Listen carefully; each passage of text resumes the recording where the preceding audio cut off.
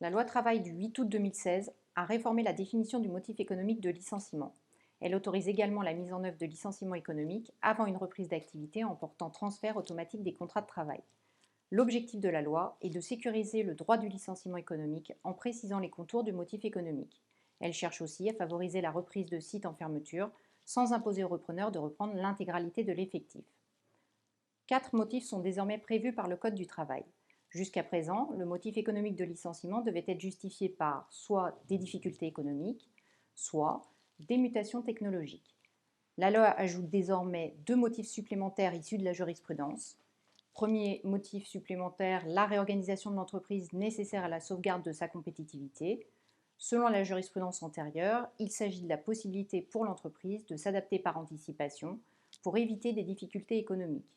Il faut donc démontrer que la santé économique et financière de l'entreprise est menacée et qu'elle risque de connaître des difficultés économiques certaines si elle ne se réorganise pas.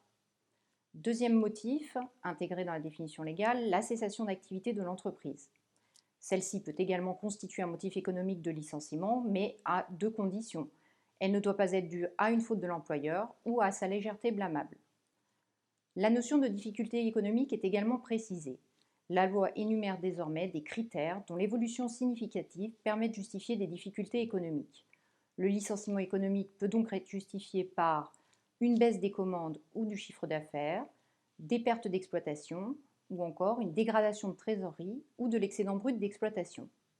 Ces critères restent toutefois indicatifs et vous pouvez utiliser d'autres critères comptables et financiers. Le critère de la baisse des commandes ou du chiffre d'affaires doit être constaté sur une durée qui varie en fonction de la taille de l'entreprise.